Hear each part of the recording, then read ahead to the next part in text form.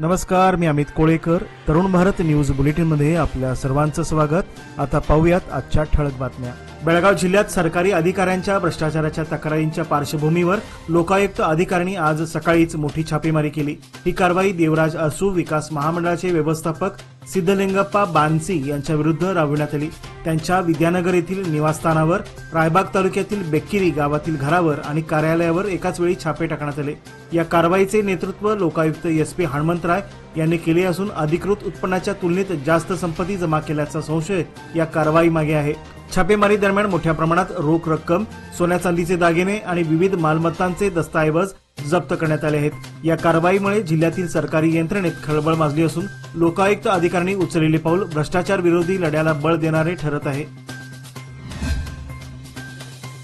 कर्नाटक राज्यातील 2025 10वी परीक्षेच्या निकालात काही जिल्ह्यांनी 60% खाली कामगिरी नोंदविल्याने राज्य सरकारने कडक भूमिका घेतली आहे.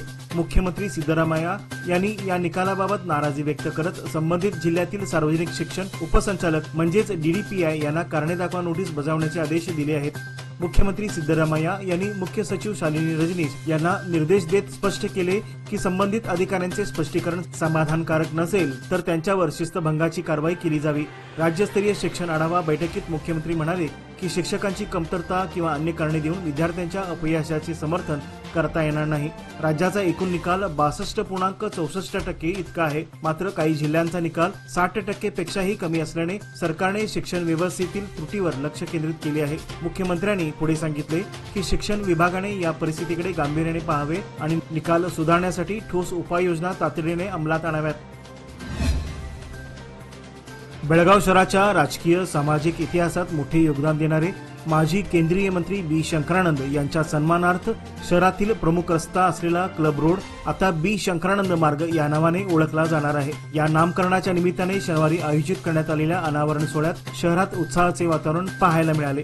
कार्यक्रमाच्या वेळी चिकोडीच्या खासदार प्रियांका जारकीहोळी, आमदार आसिफ शेठ, महापौर मंगेश पवार, उपमहापौर वाणी जोशी तसेच केएलई संस्थेचे अध्यक्ष व माजी खासदार डॉक्टर प्रभाकर कोरे यांच्यासह अनेक मान्यवरांची उपस्थिती होती.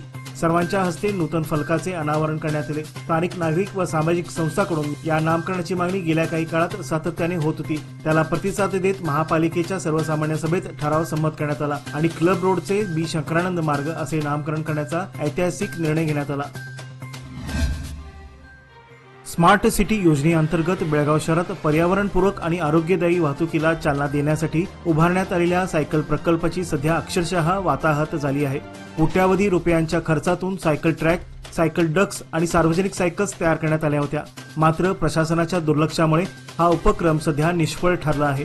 शहरातील अनेक ठिकाणी सायकल ट्रॅक अतिक्रमण, दुचाकींचे बेकायदेशीर पार्किंग आणि कचऱ्याच्या ढिगाऱ्यांनी व्यापले गेले आहेत. या ट्रॅकचा वापर नागरिक करत असून त्याचा मूळ उद्देशच हरवला आहे. याशिवाय सायकल डक्सवर उभारण्यात आलेल्या सायकली नादुरुस्त अवस्थेत पडून आहेत. काही ठिकाणी त्या गायबही झाल्या आहेत. या प्रकल्पासाठी खर्च करण्यात आलेला निधी वाया जात असल्याचे चित्र आहे. नागरिकांमध्ये याबाबत तीव्र नाराजी असून त्यांनी प्रशासनाच्या निष्क्रियतेवर सवाल उपस्थित केले आहेत. या सायकलींची देखभाल कोण करणार? प्रकल्पाचा हेतू काय होता? अशा प्रश्नांनी चर्चा रंगली आहे. कर्नाटक सरकारने बेळगाव तालुक्याच्या सर्वांगीण विकासासाठी आखण्यात आलेल्या नवीन लोकशाही योजनेला अधिकृत मान्यता दिली आहे. मुख्यमंत्री सिद्धरामय्या यांनी काल जिल्हाधिकारी मोहम्मद रोशन यांना या योजनेचे अधिकृत मंजुरी पत्र सुपूर्द केले. हा निर्णय बेंगळूर येथे घेण्यात आला. या योजनेत उत्तर कर्नाटकाच्या औद्योगिक, सामाजिक आणि शैक्षणिक प्रगतीवर भर देण्यात आला असून एकूण 2000 एकर क्षेत्रावर आधुनिक औद्योगिक वसाहत उभारण्यात येणार आहे. याशिवाय 500 एकर क्षेत्रावर फाउंड्री क्लस्टर आणि धारवाड जिल्ह्यात FMCG क्लस्टर स्थापन करण्याचे महत्वाकांक्षी प्रस्तावही या योजनेत समाविष्ट आहेत. हिंडलगा बेळगाव येथे उद्या 1 जून रोजी हुतात्मा दिन साजरा केला जाणार असून 1986 साली कन्नड सक्ती विरोधी आंदोलनात बलिदान दिलेल्या हुतात्म्यांना अभिवादन करण्यात येणार आहे. या कार्यक्रमासाठी तालुका व शहर महाराष्ट्र एकीकरण समितीच्या वतीने आवाहन करण्यात आले आहे की मराठी भाषिक नागरिकांनी मोठ्या संख्येने उपस्थित राहावे. सदर कार्यक्रम उद्या रविवारी 1 जून रोजी सकाळी 8:30 वाजता हिंडलगा येथील हुतात्मा स्मारकाजवळ आयोजित करण्यात आला आहे. या अभिवादन प्रसंगी महाराष्ट्र एकीकरण समितीचे तालुका व शहर पदाधिकारी, घटक समित्यांचे कार्यकर्ते, महिला व युवा आघाडीचे सदस्य उपस्थित राहणार आहेत. संघटनेचे अध्यक्ष मनोहर किनेकर व सचिव ॲडव्होकेट MG पाटील यांनी मराठी समाजातील सर्व नागरिकांनी यामध्ये सक्रिय सहभाग घेण्याचे आवाहन केले आहे. बेळगाव महानगरपालिकेच्या 5 कर्मचाऱ्यांचा सेवानिवृत्ती सोहळा आज उत्साहात व सन्मानपूर्वक पार पडला। महापौर मंगेश पवार यांच्या अध्यक्षतेखाली महापालिकेच्या सभागृहात झालेल्या या कार्यक्रमास उपमहापौर वाणी जोशी, नगरसेवक, अधिकारी तसेच अनेक कर्मचारी मोठ्या संख्येने उपस्थित होते। मंगला जिरग्याळ, गोविंद बी कांबळे, महादेव कांबळे, उदयकुमार कडोलकर आणि गजानन कांबळे या सेवानिवृत्त कर्मचाऱ्यांना महानगरपालिकेच्या वतीने शाल, श्रीफळ व म्हैसूर फेटा घालून तसेच स्मृतिचिन्ह देऊन सन्मानित करण्यात आले। या प्रसंगी महापौर मंगेश पवार यांनी आपले मनोगत व्यक्त करताना ही मंडळी अनेक वर्षे प्रामाणिकपणे आणि निष्ठेने काम करत होती। त्यांचा अनुभव आणि समर्पण भावी पिढीसाठी आदर्श ठरेल असे सांगितले। तसेच त्यांनी सर्व सेवानिवृत्त कर्मचाऱ्यांच्या पुढील वाटचालीसाठी शुभेच्छा दिल्या। कार्यक्रम वातावरणात कृतज्ञता आणि सदिच्छांचा सुंदर संगम दिसून आला।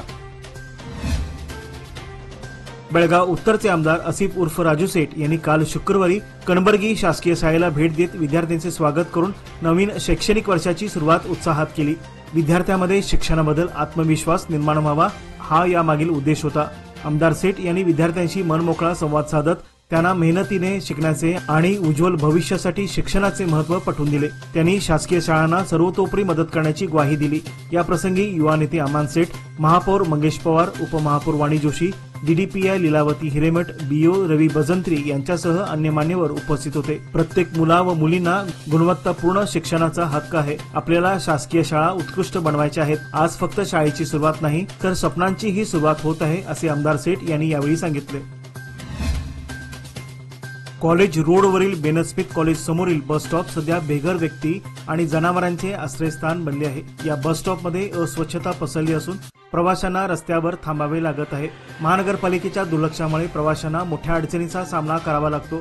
नागरिकांनी बेळगाव स्मार्ट आहे का असा सवाल उपस्थित केला आहे। स्मार्ट सिटी योजनेअंतर्गत उभारण्यात आलेल्या या बस स्टॉपची देखभाल न झाल्यामुळे त्याची अवस्था बिकट बनली आहे। बस स्टॉपमध्ये अस्वच्छता, मोडखळीस आलेली आसन व्यवस्था आणि छताचा अभाव यामुळे प्रवाशांना याचा अधिक त्रास सहन करावा लागतो। काही ठिकाणी बस थांब्यांचा वापर वाहन पार्किंगसाठी केला जात आहे। महानगरपालिकेने या समस्येकडे लक्ष देऊन तातडीने उपाययोजना करावी अशी मागणी नागरिकांतून केली जात आहे। बेळगाव शहराचे नूतन पोलीस आयुक्त भूषण गुलाबराव बोरसे यांचे नगरसेवक रवी साळुंखे यांनी शनिवारी सकाळी पोलीस आयुक्तालयात औपचारिकरित्या स्वागत केले। त्यांनी शाल आणि पुष्पगुच्छ देऊन त्यांना शुभेच्छा दिल्या। या भेटीदरम्यान नगरसेवक साळुंखे यांनी शहरातील वाढती गुन्हेगारी, गांजा विक्रीची समस्या तसेच वाहतूक अराजकतेबाबत चिंता व्यक्त केली। त्यांनी पोलीस ठाण्यांनी थेट नागरिकांशी संवाद साधावा अशी विनंतीही केली। पोलीस आयुक्त भूषण बोरसे यांनी या समस्या गांभीर्याने ऐकून घेत गुन्हेगारी विरोधात कठोर आणि ठोस कारवाई करण्याचे आश्वासन दिले। त्यांनी पोलीस प्रशासन आणि नागरिक यांच्यात विश्वासाचा पूल उभारण्यावर भर दिला। बेळगाव शहराजवळील देसूर येथील ग्रीन पार्क येथे आपल्याला एनए लेआउट झालेले 30 बाय 40 फूट आणि 40 बाय 60 फूट या आकारातील रेसिडेन्शियल प्लॉट्स उपलब्ध आहेत। तेही 100% कायदेशीर, टाउन प्लॅनिंग अप्रुव्हल आणि केजेपी नंबर प्राप्त झालेले। तसेच 40 फीट रुंद कॉन्क्रीटचे रस्ते, LED street lights, borewell, play area आणि भरपूर स्पेशियस पार्किंग। त्यामुळे हा प्रोजेक्ट नसून ही आहे भविष्यातील सुवर्ण संधी। अधिक माहितीसाठी आजच संपर्क साधा। Lokmanya reality, shop number 6, Krish रिसाइड्स, सोमवारपेठ, टिळकवाडी, बेळगाव। लोकमान्यच्या मुदत ठेव योजना म्हणजेच सुयोग्य कालावधी सर्वोत्तम व्याजदर। आता तुमच्या गुंतवणुकीवर मिळवा 10.60% परतावा। अधिक माहितीसाठी आजच संपर्क करा 1800212405। लोकमान्य, प्रत्येक पावलावर तुमच्या सोबत। योजना फक्त सभासदांकरिता, नियम व अटी लागू। ट्रॅक्टर व ट्रेलर चोरी प्रकरणी बैलहुंगल पोलिसांनी गुरुवारी 5 संशयित आरोपींना अटक केली असून या आरोपींची न्यायालयीन कोठडीत रवानगी करण्यात आली आहे। गोकाक तालुक्यातील निलगट्टी गावातील बस्साप्पा तळवार वय 27, आडव्याप्पा सितमणी वय 28, राजू नायक वय 26, सिद्धाप्पा 22 आणि परसाप्पा कळली वय 21 अशी अटक करण्यात आलेल्या आरोपींची नावे आहेत। या कारवाईत पोलिसांनी सुमारे 14 लाख रुपयांच्या मालमत्तेचा एक ट्रॅक्टर टेलर, एक ट्रॅक्टर इंजिन, एक रोटर आणि इतर ट्रॅक्टरचे साहित्य जप्त केले आहेत। बैलहुंगल पोलिसांच्या या कारवाईचे पोलीस अधीक्षकांनी कौतुक केले असून अधिक तपास सुरू आहे। IPL 2025 मध्ये रॉयल चॅलेंजर्स बेंगळुरूने अंतिम फेरीत धडाकेबाज प्रवेश केला असून राज्यभरातील चाहत्यांमध्ये प्रचंड उत्साहाचे वातावरण दिसून येत आहे। याच पार्श्वभूमीवर गोकाक येथील शिवानंद मलनवर या कट्टर आरसीबी चाहत्याने कर्नाटकचे मुख्यमंत्री सिद्धरामय्या यांना एक आगळीवेगळी मागणी करणारे पत्र लिहिले आहे। या पत्रात शिवानंद यांनी नमूद केले आहे की जर आरसीबीने IPL 2025 चे विजेतेपद पटकावले तर त्या दिवशी आरसीबी महोत्सव म्हणून जाहीर करून संपूर्ण कर्नाटकामध्ये सार्वजनिक सुट्टी जाहीर करावी। तसेच या विजयाचा आनंद राज्योत्सवासारखा उत्सवाच्या रूपाने सर्व जिल्ह्यामध्ये साजरा करण्याची व्यवस्था करावी अशी विनंती केली आहे। आरसीबीने नुकत्याच पार पडलेल्या क्वालिफायर 1 सामन्यात पंजाब किंग्सवर 8 विकेट्सने विजय मिळवला आहे। अंतिम सामना 3 जून रोजी अहमदाबादच्या नरेंद्र मोदी स्टेडियमवर होणार आहे। संघाच्या या यशामुळे संपूर्ण कर्नाटक राज्यात उत्साहाचे वातावरण आहे। दरम्यान या मागणीवर अद्याप राज्य सरकारकडून कोणतीही अधिकृत प्रतिक्रिया आलेली नाही। कर्नाटक लोकायुक्त अधिकाऱ्यांनी आज शनिवारी पहाटे बागलकोट जिल्हा पंचायतचे लेखापाल श्रीशैल तत्राणी यांच्या 3 ठिकाणी एकाच वेळी छापे टाकले। या कारवाईत अमीननगर आणि हुंगोत तालुक्यातील त्यांच्या निवासस्थानी तसेच कार्यालयात छापे घालण्यात आले। अधिकाऱ्यांनी या ठिकाणी सापडलेल्या कागदपत्रांची तपासणी केली असून कार्यालयातील नोंदीचीही पडताळणी सुरू आहे। या छाप्यादरम्यान तत्राणी यांच्या मालमत्तेची आणि आर्थिक व्यवहारांची सखोल चौकशी करण्यात येत आहे। अधिकाऱ्यांनी त्यांच्या घरी आणि कार्यालयात सापडलेल्या दस्तऐवजांची बारकाईने तपासणी सुरू केली आहे। या कारवाईमुळे जिल्हा प्रशासनात खळबळ उडाली असून भ्रष्टाचार विरोधी लढ्यात लोकायुक्तांची ही कारवाई महत्त्वपूर्ण मानली जात आहे। देशभरात पुन्हा एकदा कोरोनाचा प्रादुर्भाव वाढताना दिसत आहे। सध्या देशात एकूण 2390 सक्रिय कोरोना रुग्ण असून केरळमध्ये सर्वाधिक 727 रुग्ण आहेत। कर्नाटक, महाराष्ट्र आणि राजस्थान या 3 राज्यांमध्येच देशातील सुमारे 60% सक्रिय प्रकरणे आढळून आली आहेत। कर्नाटक राज्यात नव्याने काही रुग्ण आढळल्यामुळे सक्रिय रुग्णांच्या बाबतीत कर्नाटकाचा 3रा क्रमांक लागतो। या पार्श्वभूमीवर मैसूरमध्ये 63 वर्षीय वृद्धाचा कोरोनामुळे मृत्यू झाले असल्याची माहिती आरोग्य विभागाने दिली आहे व राज्यातील वाढती रुग्णसंख्या आणि एक मृत्यूची नोंद यामुळे आरोग्य यंत्रणा सतर्क झाली आहे। नागरिकांनी मास्क वापरणे, गर्दी टाळणे आणि स्वच्छता पाळणे आवश्यक असल्याचे महत्त्वाचे बनले आहे।